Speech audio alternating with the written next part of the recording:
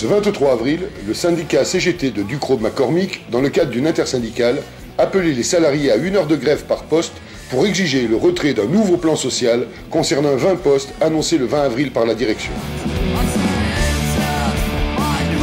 C'est un appel à la grève, même si c'est l'appellation des voyages, c'est un appel à la grève que nous avons formulé en sachant qu'il faut qu'il y ait une revendication pour un appel à la grève. Et notre revendication, nous, partenaires sociaux, les CE, c'est-à-dire les IRP, les instances, les syndicats et le CE, la revendication, c'est carrément l'annulation, la demande d'annulation de ce PSE.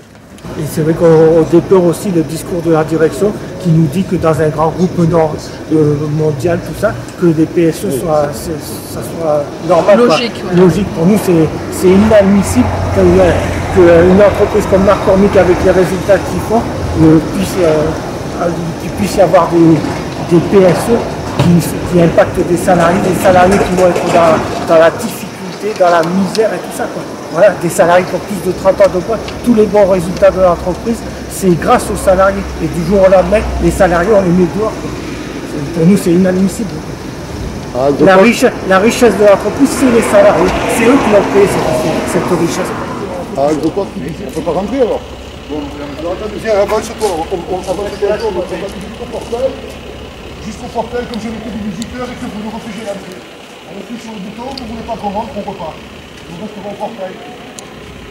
Les entreprises, c'est pas des zones de non-droit. Hein. Bonjour les gars. Bonjour, alors on arrive à Gros Parc, on est à la Carpentras, ils sont en grève aussi, ils sont très nombreux, ils nous soutiennent. Il y a quelqu'un de la CGT là? Approchez-toi, il ne veut pas qu'on rentre le gars. On est venu jusqu'au portail. Niveau solidarité, quand on sait qu'on a effacé un premier plan social, on a tout juste terminé le premier plan social, on attaque un deuxième plan social sans savoir si le premier il a payé quelque part, ben non, on en fait un deuxième. Ouais, donc le premier 30 personnes, le deuxième 18, enfin, au total il y en avait 20 mais 18.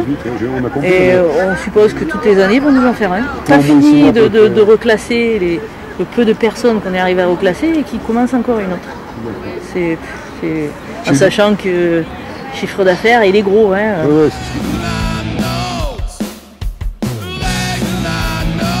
Malgré les pressions de la direction avant et pendant cette action, le mouvement a été très suivi par l'ensemble des sites de Agroparc, Monteux Logistique, Monteux Épices et Carpentras.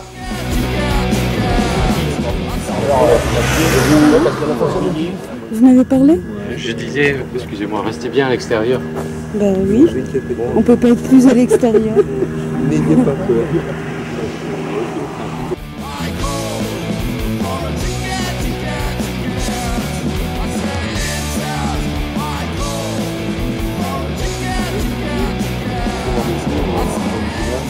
Là, ils ont une stratégie qui font premier PSE 30 personnes, deuxième PSE 20 personnes, petit groupe par petit groupe. Stratégie PSE perlé, on dira. Voilà, c'est ça.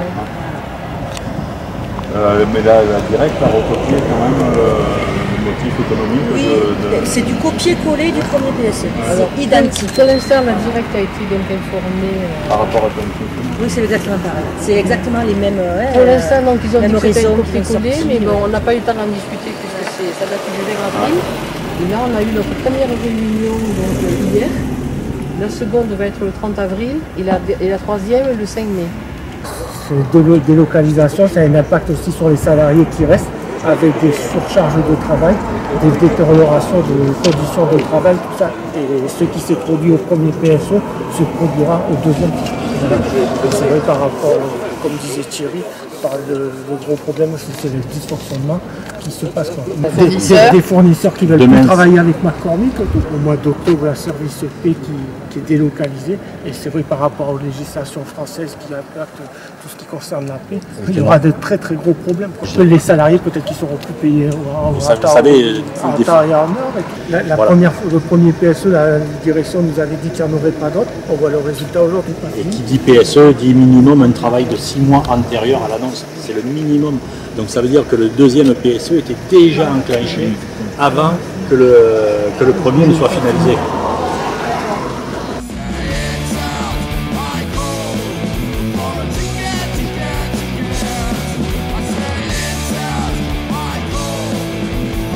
l'entreprise elle propose de garder les salariés de plus de 50 ans dans l'entreprise. Et on voit que déjà cette mesure avait été dans les mesures d'accompagnement du premier plan social. Et on voit qu'il y a actuellement des personnes de plus de 50 ans qui ne sont pas reclassées. Ils ont des missions, tout ça. Ils ont aucun poste définitif. Et on a du mal à voir dans le futur comment cette mesure elle va pouvoir être appliquée dans l'entreprise. On continue à verser des dividendes, ça il faut le savoir aussi. Donc la zone immobilière et notamment la France contribue énormément aux résultats de McCormick. Donc pour nous c'est complètement infondé, quoi. Enfin, on ne trouve pas de justification économique à ce deuxième PSE. Nous ne pouvons accepter le discours de nos dirigeants et directeurs de sites qui disent que dans un groupe comme le nôtre, c'est normal les PSE. Non, ce n'est pas normal de jeter des salariés comme des mouchoirs jetables. À qui le tour la fois prochaine? Notre direction, lors du premier PSE, avait dit qu'il n'y en aurait pas d'autres, vous l'avez évoqué. Et aujourd'hui, on voit le résultat. Nous ne pouvons pas leur faire confiance à cette direction qui nous ment. Tout le monde est concerné par le PSE. Hier, c'était le plateau finance. Aujourd'hui, les services RH, technical, services clients. À qui demain le tour?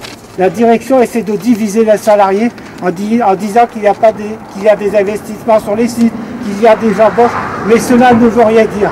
Du jour au lendemain, par une décision venue des États-Unis, tout peut être remis en cause. Alors soyons tous mobilisés. Les PSE qui touchent les services financiers hier, les PSE et les délocalisations qui touchent les salariés aujourd'hui nous concernent tous, et tous ensemble alors. Oui.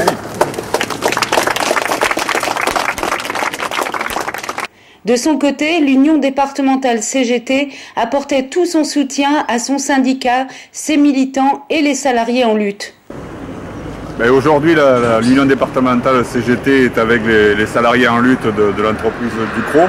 Ces entreprises qui licencient aujourd'hui à tour de bras encaissent grassement le CICE, le crédit impôt recherche, tout ça au final pour licencier. Donc c'est tout ça qu'on a à dire au niveau du gouvernement et du préfet pour dénoncer cette utilisation de l'argent public. Voilà, le collectif emploi industriel interpelle à nouveau le préfet sur ces PSE successifs et sur les attaques sur l'emploi industriel dans le département. Les salariés n'ont pas dit leur dernier mot et il appartient à chacun d'entre eux de prendre sa part à l'élargissement du conflit pour gagner sur leurs revendications.